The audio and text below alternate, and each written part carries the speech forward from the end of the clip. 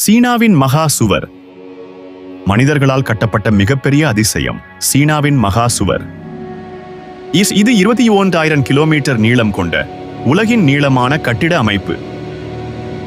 மலைகள், பாலைவனங்கள், ஆறுகள் அனைத்தையும் கடந்து செல்லும் இந்த சுவர் ஆயிரக்கணக்கான ஆண்டுகள் பழமையானது.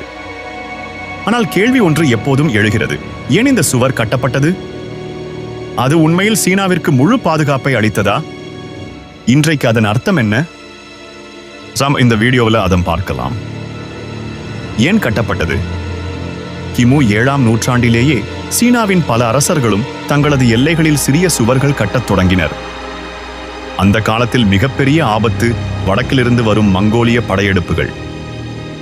மங்கோலியர்கள் குதிரைகளில் வேகமாக வந்து கிராமங்களை தாக்கி கொள்ளையடித்து செல்வார்கள்.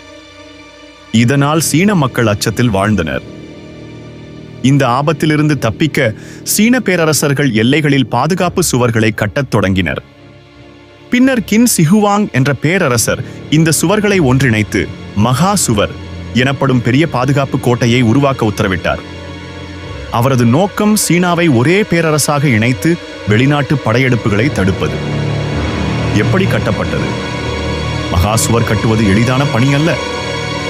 மலைகள், பள்ளத்தாக்குகள், பாலைவனங்கள், பசுமை நிலங்கள் எங்கெல்லாம் தேவையோ அங்கெல்லாம் சுவர் எழுப்பப்பட்டது.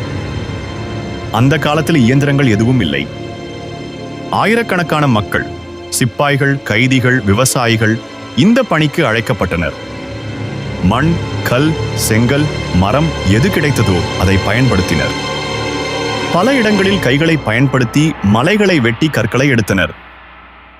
சிலர் குதிரை வண்டிகள், சிலர் மனித சங்கிலிகள் மூலம் கற்களை எடுத்துச் சென்றனர். சுவர் கட்டும் பணியில் பல்லாயிரக்கணக்கான மக்கள் உயிரிழந்தனர். சில வரலாற்று ஆசிரியர்கள் ஒவ்வொரு கிலோமீட்டர் சுவருக்கும் குறைந்தது நூற்றுக்கணக்கான உயிர்கள் பலியாகியுள்ளன என்று கூறுகின்றனர். அதனால இந்த சுவர் மனித உழைப்பின் சின்னமாகவும் பார்க்கப்படுகிறது. இன்றைக்கு இதன் முழு நீளம் 21,000 கிலோமீட்டர் என மதிப்பிடப்படுகிறது. உண்மையில பாதுகாப்பா? மகா சுவர் மிகப்பெரிய பாதுகாப்பு அமைப்பாக கருதப்பட்டாலும் அது எப்போதும் முழுமையான பாதுகாப்பை அளிக்கவில்லை. சுவர் எவ்வளவு வலுவாக இருந்தாலும் சில பகுதிகள் பலவீனமாக இருந்தன. பல இடங்களில் சுவரை தாண்டி செல்ல எளிதாக இருந்தது.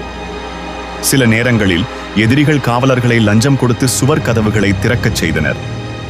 எந்த அளவிற்கு பெரிய சுவர் இருந்தாலும் நூற்றுக்கணக்கான கிலோமீட்டர் நீளத்தை காவல் செய்ய எப்போதும் போதுமான படையினரை வைத்திருக்க முடியவில்லை.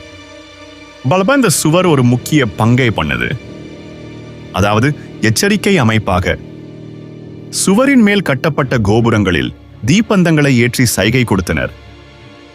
ஒரு இடத்தில் எதிரிகள் வந்தால் தீப்பந்த சைகை அடுத்த கோபுரத்துக்கு பரவியது. சில மணி நேரங்களில் நூற்றுக்கணக்கான கிலோமீட்டர் தொலைவில் உள்ள படைகள் எச்சரிக்கை பெற முடிந்தது. இதனால் சீன பேரரசு தன் படைகளை சீராக ஒழுங்கமைக்க முடிந்தது. இன்றைய மகா சுவர். இன்று சீனாவின் மகா சுவர் ஒரு வரலாற்று சின்னம் மட்டுமல்ல, உலகின் மிகப்பெரிய சுற்றுலா இடங்களில் ஒன்றாக உள்ளது. 1987ஆம் ஆண்டு யுனெஸ்கோ இதனை உலக பாரம்பரிய சின்னமாக அறிவித்தது. பீஜிங்குக்கு அருகிலுள்ள பகுதிகள் சுற்றுலா பயணிகளால் நிரம்பியிருக்கும்.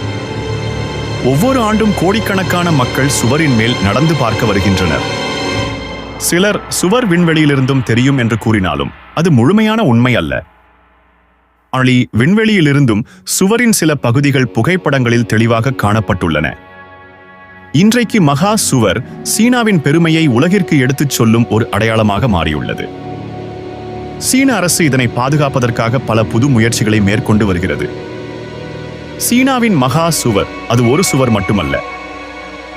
அது மனித உழைப்பின் சின்னம், பேரரசர்களின் ஆட்சியின் சின்னம், சீனாவின் ஒற்றுமையின் சின்னம். பாதுகாப்புக்காக கட்டப்பட்டாலும் இன்று அது உலகம் முழுவதும் வரலாற்றை நினைவூட்டும் பெரும் அதிசயமாக திகழ்கிறது. இது உலக வரலாற்றில் மனிதர்கள் சாதித்த மிகப்பெரிய கட்டுமானங்களில் ஒன்று. மகா சுவர் எப்போதும் நம்மை நினைவூட்டுவது மனித உழைப்பு மற்றும் உறுதி எந்த அளவுக்கு வியப்பூட்டும் சாதனைகளை உருவாக்க முடியும் என்பதையே. வீடியோ பிடித்திருந்தால் லைக் பண்ணுங்க, நண்பர்களோட ஷேர் பண்ணுங்க. இன்னும் சப்ஸ்கிரைப் செய்யலை என்றால் உடனே செய்யுங்கள்.